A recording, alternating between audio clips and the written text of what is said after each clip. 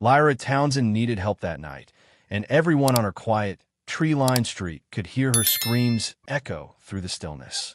Oakwood Ridge was usually a place of neat lawns, tidy porches, and neighborly waves, a routine suburb where morning joggers and well-kept flower beds would norm.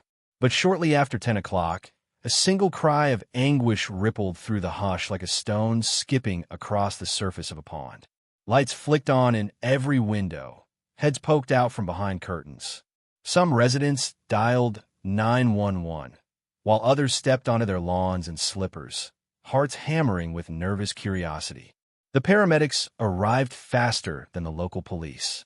A short siren wail announced the ambulance's presence before it idled at the curb of Lyra's house, blue and red lights bouncing off the front windows in frantic patterns.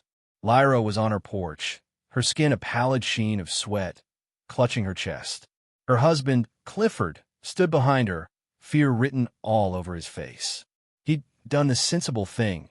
He called 911 the moment Lyra complained of severe chest pains. Time was everything in this kind of situation. A single paramedic leaped from the passenger seat. Jonah Fletcher, broad-shouldered and quick-footed, wearing the unflinching composure of someone used to crisis. Behind him was Carla Scholes, her partner, who busied herself with the medical kit.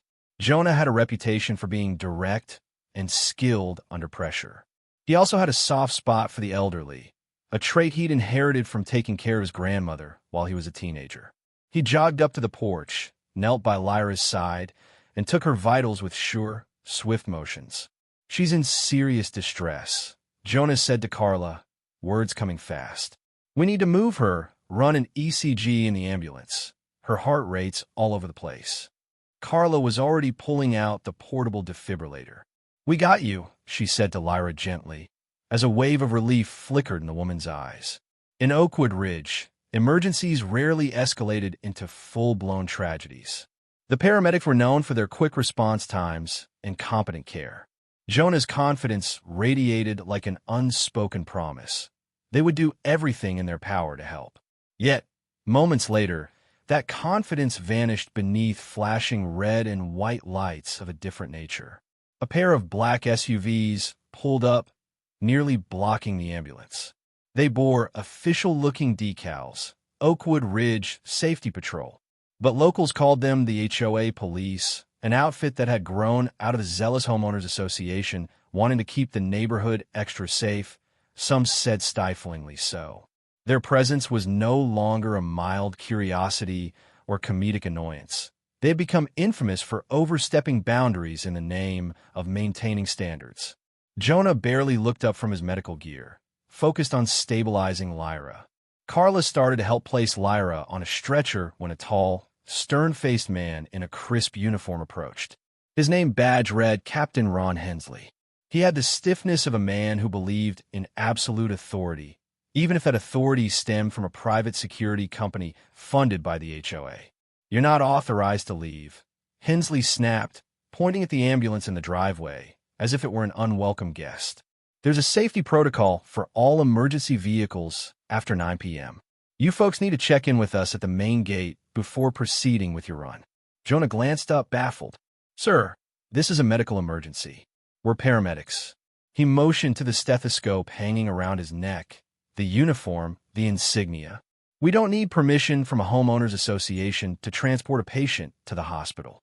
Hensley's eyebrows twitched in displeasure. "We have guidelines for a reason," he said, voice cold. "The ambulance can't move without clearance." Carla stood halfway on the porch. "She might be having a heart attack," Carla exclaimed, gesturing to Lyra's labored breathing. "Clearance or no clearance, you're not stopping us." Neighbors began lining the sidewalk, their expressions registering shock and confusion. "This is ridiculous," a voice from the crowd muttered. Another questioned, quietly, "Isn't the real police department supposed to handle this?" The Oakwood Ridge Safety Patrol, after all, had been intended to monitor speeding, handle noise complaints, or maybe keep an eye out for suspicious activity after dark. No one had expected them to hold ambulances hostage. But Hensley stood his ground, reinforced by two other uniformed safety patrol officers who mirrored his rigid stance. "We have a job to do," he insisted. "If you paramedics had followed community protocol, you'd know that Oakwood Ridge is a restricted zone at night. No unauthorized sirens. No speeding on private roads unless you check it first. Jonah was flabbergasted. He could hardly believe he was even having this conversation. "We're losing precious time," he shot back. "This is a human life, not a procedural tick box." Carla was already helping Clifford carry Lyra down to the stretcher. "Let's get her in the ambulance," she said through gritted teeth. "We can't stand here arguing." For a moment, it seemed as though that was it. They would load Lyra, shut the doors, and drive away.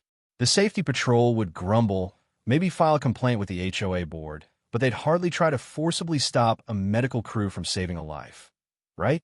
But then Hensley placed a hand firmly on Jonah's shoulder. "I'm ordering you to stand down," he barked, giving the street audience a vantage point into the bizarre spectacle of a so-called neighborhood patrol trying to override actual emergency medical services. Jonah shrugged off Hensley's grip. He refused to let some HOA officer play gatekeeper while a life was on the line. In that charged moment, the seed of confrontation was planted, a spark that would soon explode. Little did they know, tragedy would unfold, culminating in lawsuits and grief that would ripple through Oakwood Ridge for years to come. Oakwood Ridge had once been an ordinary suburb. A few decades back, it was simply a neighborhood like thousands across the country. People mowed lawns, chatted about weekend barbecues, occasionally borrowed sugar from next door. But in the last 15 years, a shift occurred, a wave of new residents with money and a thirst for exclusivity. They believed in the promise of gated communities, uniform standards, and an environment sanitized of unpredictability. With them came the expansion of the Homeowners Association, which ballooned from a handful of volunteers collecting fees for lawn care into a robust organization with legal teeth and, eventually, its own private patrol. The original selling point had been heightened security. "Keep the burglary rates down, keep property values up," repeated the real estate flyers. The idea of the HOA was to protect the quality of life in Oakwood Ridge. It was a place that prided itself on uniform fences, color-coded shutters, and well-tended communal parks. But as the years progressed, the Uniformed Safety Patrol, nicknamed the HOA Police, began to flex their muscles. They weren't content with writing petty citations about parking violations. Their presence swelled into nightly patrol routes, checkpoint stations, and a labyrinth of regulations. Captain Ron Hensley thrived in that environment. A retired sheriff's deputy, he found new purpose in the paramilitary structure of the safety patrol. Rumor had it he'd always wanted a higher rank, but had been passed over repeatedly in the county police department. So when Oakwood Ridge offered him the chance to lead its new security division, he seized the role with gusto. He introduced mandatory training sessions for volunteers, purchased tasers and bulletproof vests, and established an internal code of conduct. The local government hardly paid attention, thankful that the HOA's private funds financed this micro-police force, saving taxpayer dollars. Most residents accepted the arrangement with a shrug, reasoning that it kept crime at bay. A few voices complained about overreach, but they were outnumbered. If the new system ruffled feathers, it was overshadowed by property values rising and that intangible sense of safety behind gates and guardhouses, however illusory it might have been. But some of the older residents shook their heads, whispering that Oakwood Ridge had turned from a friendly neighborhood into a fortress of fear. One of those older residents was none other than Lyra Townsend. She and Clifford had bought their home back when property taxes were manageable and the HOA was mostly about Christmas decorations and an occasional rummage sale. Over the years, they watched the transformations with cautious disapproval. Lyra, a retired schoolteacher, loved her garden and her quiet routine. She politely defied some of the more rigid HOA guidelines, like the one limiting the type of flowers one could plant in the front yard. She'd once planted a bright variety of wildflowers, prompting a warning letter from the board stating that only subdued and uniform horticulture was allowed. She laughed it off, but a shadow of resentment grew in her mind. On the night of Lyra's medical emergency, that creeping overreach of the HOA patrol reached its boiling point. If Jonah Fletcher's crew hadn't arrived so quickly, things might have been different. But Jonah, fueled by the simple principle that saving a life outranked any neighborhood regulation, inadvertently collided with the unstoppable force of Captain Hensley's conviction that his authority was absolute. The neighborhood chat forums had been buzzing in the weeks leading up to this incident with stories of the safety patrol's new protocols. Residents described being pulled over for rolling through a stop sign at 10 at night. A teen was reprimanded by an officer for riding his bike after dusk without a reflective vest. The lines between an official police force and a private security squad had become dangerously blurred. Meanwhile, Jonah and Carla were well aware of the friction. Paramedics across the county had encountered minor headaches at Oakwood Ridge's gates before. Sometimes they had to sign a guest log or get a pass from the front kiosk. But none of that was typically enforced in the face of an emergency. This was the first time they'd confronted the HOA police in the midst of a life-or-death crisis. The notion seemed absurd, as if a bureaucrat were demanding forms while someone lay bleeding. That tension mounted as neighbors looked on in horror during the standoff on Lyra's porch. Captain Hensley's men, their eyes hardened by training or self-importance, blocked the route to the ambulance. Jonah stepped forward, trying one last time to reason with them. He spoke calmly but firmly. "Look, if you want to file a complaint, do it after. Right now, this woman needs a hospital. Step aside." Hensley lifted his chin. "Policy is policy. If we don't enforce it, what's the point of having rules?" Clifford's voice trembled. "She can't breathe well. She's clutching her heart. For God's sake, move." Even the bystanders began to protest, some of them filming the encounter on their phones. A handful openly demanded the patrol let the ambulance go. Others, perhaps worried about potential retribution from the HOA, remained silent but wore expressions of disapproval. Suddenly, in a move that seemed pre-rehearsed, Hensley nodded to one of his officers, who took a step forward with his taser drawn. The officer's eyes flicked between Jonah and Carla, as if deciding who was the bigger threat. The moment crackled with tension. No one had drawn a real weapon, but the presence of a taser was threat enough. Carla's hands shot up. "What do you think you're doing?" she gasped. "This is out of control." Jonah placed himself between the taser and Lyra, who was half on the stretcher. His entire body tensed with adrenaline, the immediate protective instinct overshadowing any caution. "We're leaving," he said. "You can follow us if you want, but we're getting her to the hospital." His words might have stayed just that.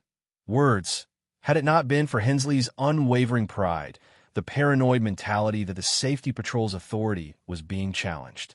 Jonah's attempt to push past them with a stretcher was the final fuse in a powder keg built by months, if not years, of overreach and resentment. Hensley yelled something incoherent, and in the next heartbeat, the world exploded in chaos. The taser fired, and the crackle of electricity rippled through Jonah's body. He collapsed with a grunt, muscle spasms jerking him violently, sending medical equipment clattering down the porch steps. A collective cry went up from the crowd. Lyra gasped, eyes wide, heart fluttering with fresh waves of pain and terror. Carla shouted for help, while Captain Hensley and his men tried to contain the scene, barking orders at bystanders to step back as though they were controlling a riot. But the real damage had already been done. The moment Jonah hit the ground, time seemed to fracture into fragments of horror. Adrenaline surged through Carla as she dropped to her knees beside him. She could see his eyes roll back, the tense rigidity of his limbs, and she cursed the reckless stupidity of these so-called officers. Meanwhile, Lyra's breathing worsened, her face contorting in pain as she struggled to draw in air. Cliff clutched his wife's hand, frantic and helpless, torn between staying by Lyra's side and trying to aid Jonah. Shouts and screams rippled through the neighbors watching. Someone dialed 911 again, reporting that the paramedic on scene had been tossed by the HOA police. A couple of bystanders pleaded with the safety patrol to let them help, but Hensley barked at them to maintain distance, threatening them with the same fate Jonah had just experienced. "Are you insane?" Carla shouted, her voice cracking. "He's a paramedic, for crying out loud." She reached out to unhook Jonah's vest, hoping to check his pulse and get him breathing steadily. As she did, She noticed the dark shape of the taser prongs embedded in his uniform. She muttered a string of profanity under her breath, forcing composure back into her mind. Save Jonah, stabilize Lyra.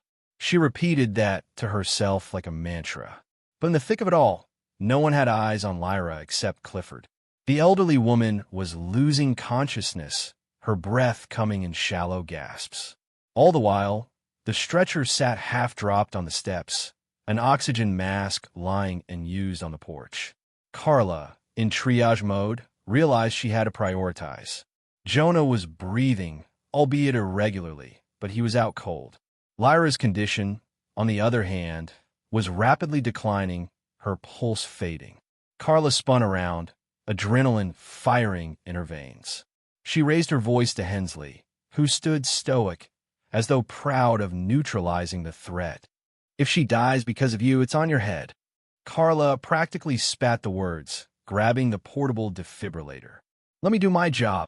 Hensley appeared conflicted for a fraction of a second, his face twitching as if he realized he might have gone too far.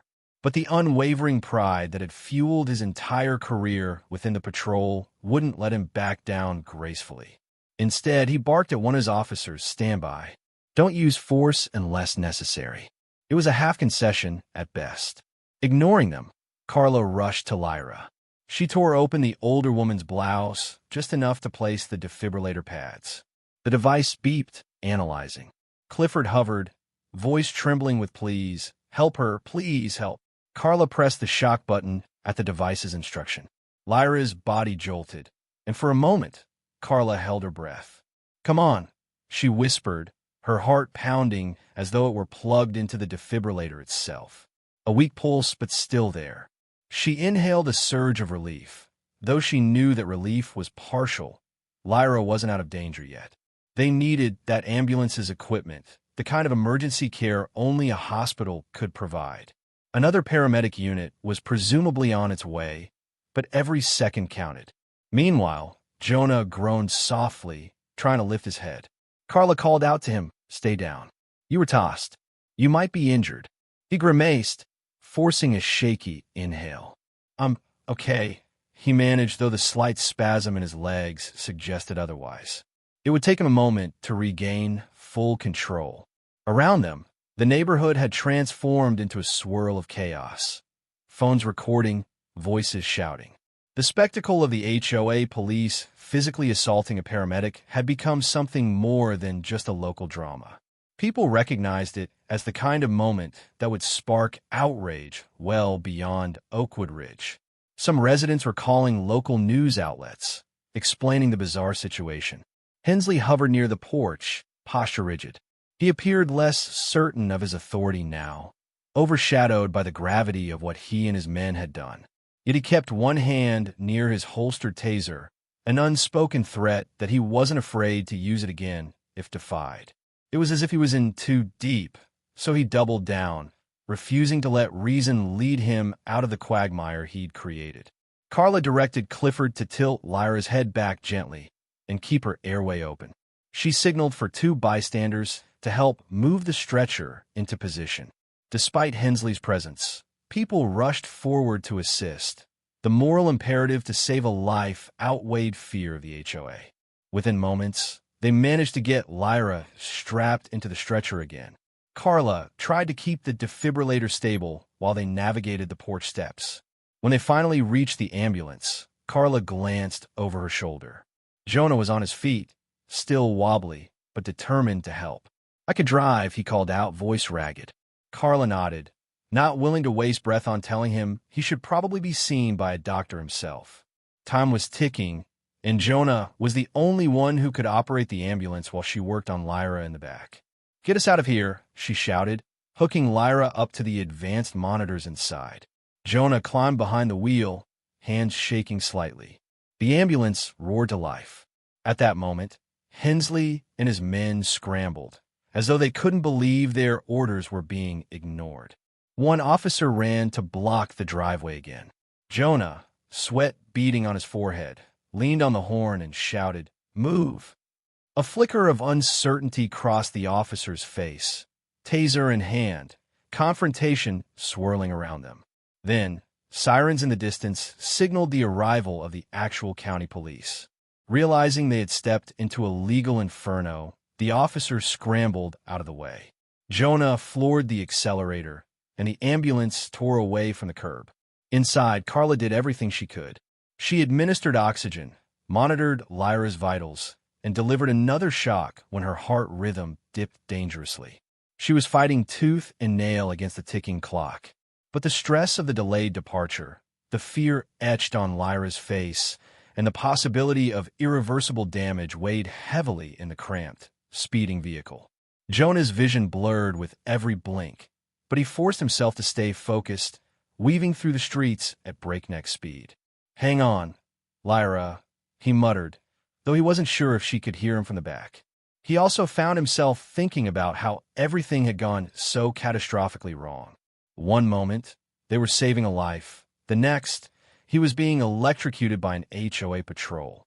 When they finally pulled into the hospital bay, Carla was already initiating CPR again. Lyra's heartbeat had become too faint, her body starved of oxygen for far too long. Medical personnel rushed out, yanking open the ambulance doors, and the chaotic handoff began. But in the glances traded among the ER staff, Jonah recognized worry and resignation. Lyra's odds weren't good. The extra minutes lost in that confrontation might have sealed her fate. When Lyra Townsend was pronounced dead in the emergency department, a hush fell over the staff. They'd done everything they could, rushed her into surgery, tried advanced life support measures, but it was too late. The official cause of death was cardiac arrest, but the emotional undercurrent was that she'd been robbed of time. That confrontation in Oakwood Ridge, the precious minutes wasted, had very likely cost Lyra her life. Jonah slumped onto a plastic chair in the hospital corridor, still fighting off the tremors from the taser shock. He'd refused treatment for himself until Lyra's outcome was certain. Now, as the beep of heart monitors and the sterile smell of disinfectant buzzed around him, he felt a roiling anger burn in his chest. Carla was nearby, her face pale, eyes wet with tears of fury. "This isn't right," she whispered. "How is this even real? How can these uniformed bullies get in the way of an actual emergency?" He didn't have an answer. Cliff was inside the hospital room, mourning his wife, stunned, broken, blaming himself for not doing more or for choosing to live in that neighborhood in the first place. Jonah knew the heartbreak was just beginning for the grieving husband, and soon, that grief would metastasize into rage. Word traveled fast. Reporters arrived at the hospital within the hour, hungry for the story of a paramedic tossed by a private HOA police force. They shouted questions at Jonah and Carla, but the two had no statement to give, weighed down by shock and guilt. "No comment," Jonah muttered repeatedly, though inside he was boiling with things he wanted to say. Meanwhile, back at Oakwood Ridge, chaos bloomed like a toxic flower. The county police had arrived on the scene shortly after the ambulance left, sirens screaming. Neighbors had shown them the video footage, each more damning than the last, capturing the moment the paramedic was tossed and the frantic attempts to help Lyra. Captain Hensley and his men found themselves at the epicenter of an unprecedented investigation. They tried to defend their actions by pointing to the HOA's policy, but it was immediately clear that they had overstepped any conceivable boundary. Still, the question of legal jurisdiction was murky. Could private security officers be arrested on the spot for interfering with medical services? For assault? The county police began collecting statements, sorting out the truth. Some outraged neighbors demanded the immediate shutdown of the HOA patrol. Others, surprisingly, still stood by Hensley, claiming the paramedics had provoked the confrontation. But when you tase a medic in the middle of saving a life, the moral high ground becomes an impossibility.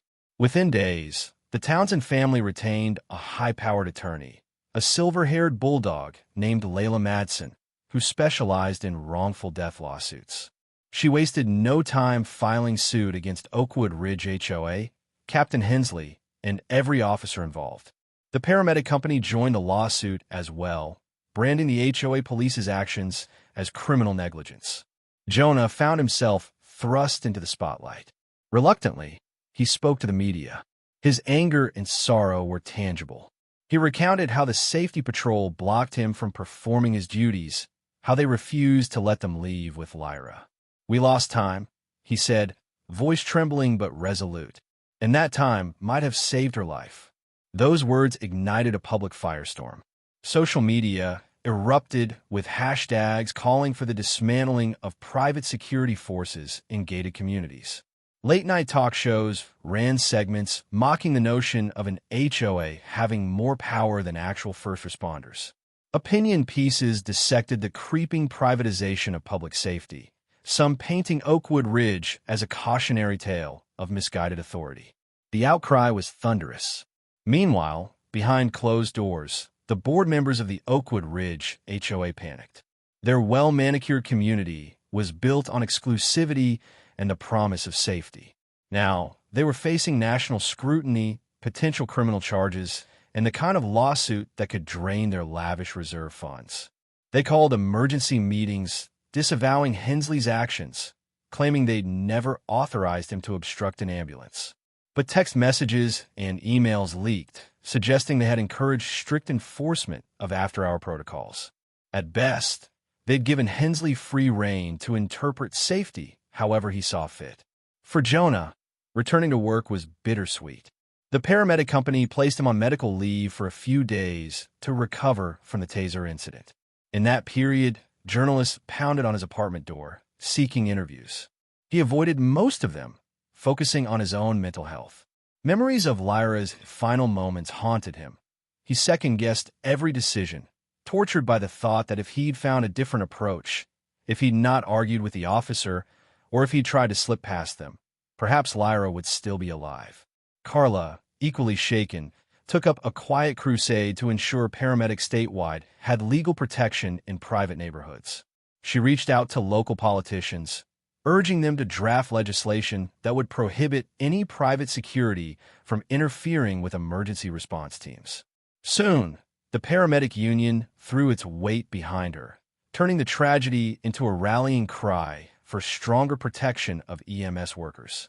All the while, Cliff Townsend, lost in the grim haze of grief, found a strange sense of purpose in the lawsuit.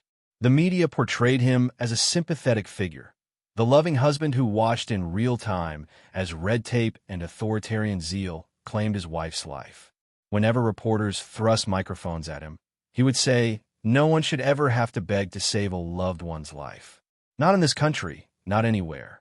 Those words became a poignant refrain, echoing through the coverage. The lawsuit began to gather momentum. Captain Hensley, seeking legal counsel of his own, insisted he was following orders, that the paramedics had become belligerent. But the footage told a more devastating story, one that was hard to spin. The footage clearly showed Hensley and his men blocking the ambulance, brandishing weapons, tasering Jonah as he stood over a stretcher. Behind the scenes, the tension climbed. Oakwood Ridge residents feared their property values would plummet. Some openly contemplated selling their homes. Others rallied to remove the entire HOA leadership and dismantle the safety patrol. A few older residents said this was exactly why HOAs were never meant to hold police-like powers. But the real question loomed. Would the lawsuit result in actual accountability?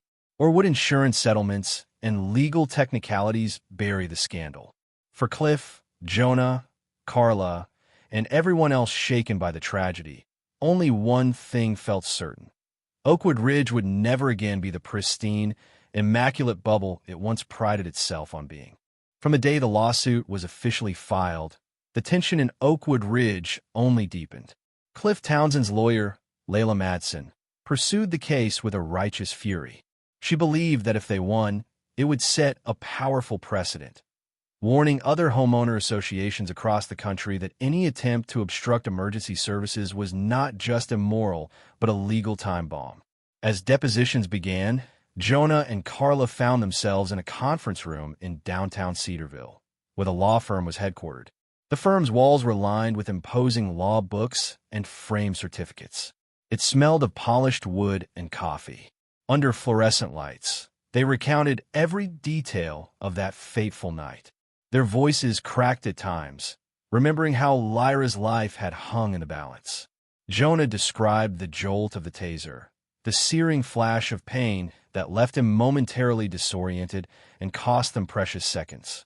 Captain Ron Hensley arrived for his deposition, flanked by his own legal team.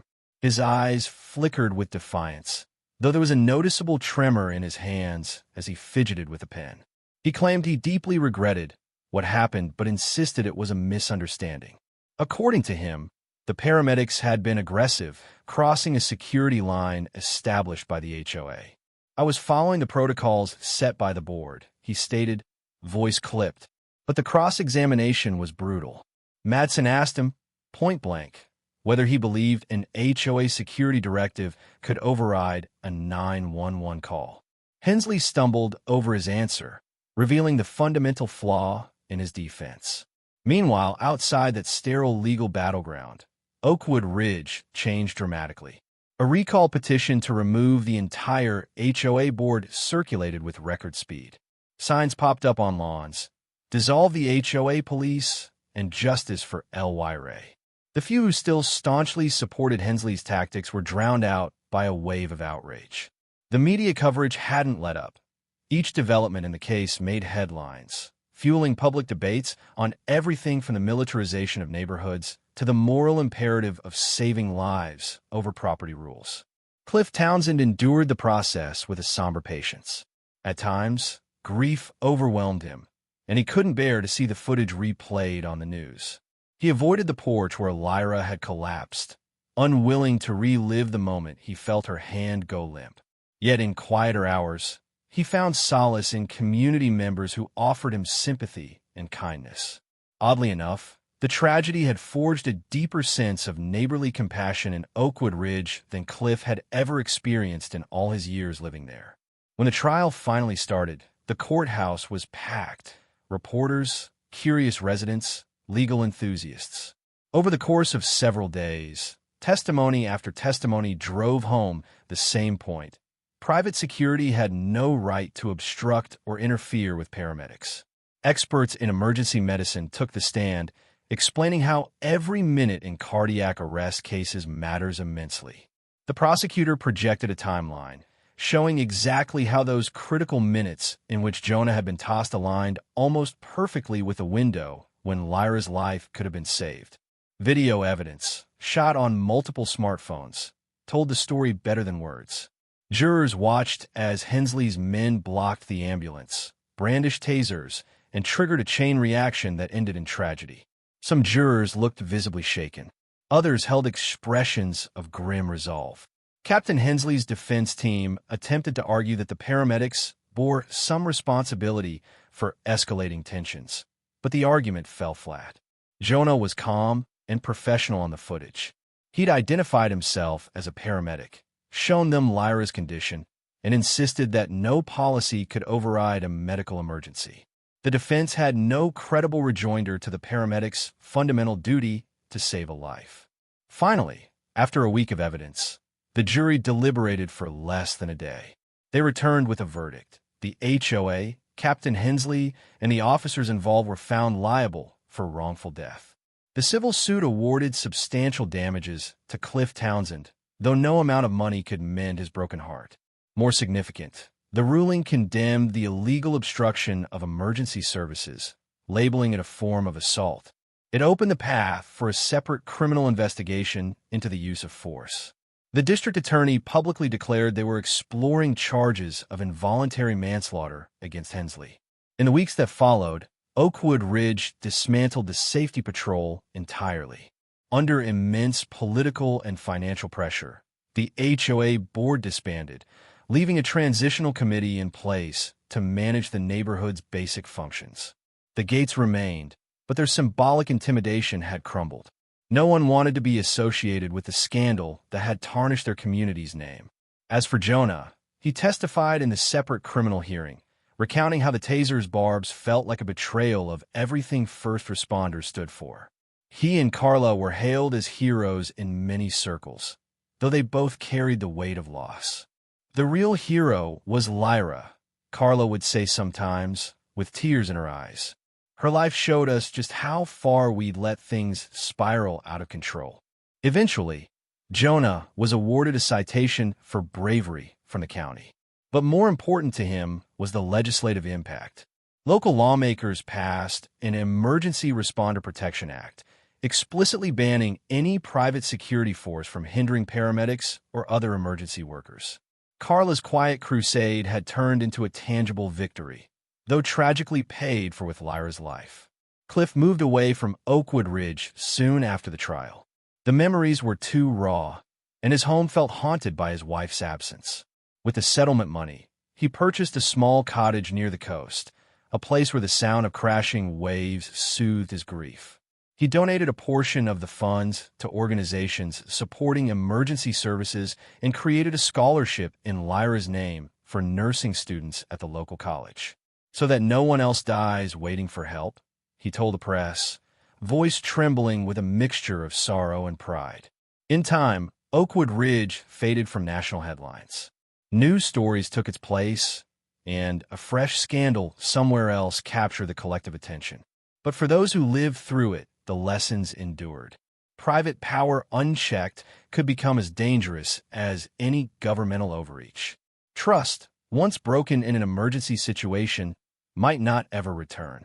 And in the background of everything, the quiet tragedy of Lyra Townsend's death remained a lingering echo, reminding everyone that a neighborhood is defined not by its gates or rules, but by how it responds when a human life is on the line. The end.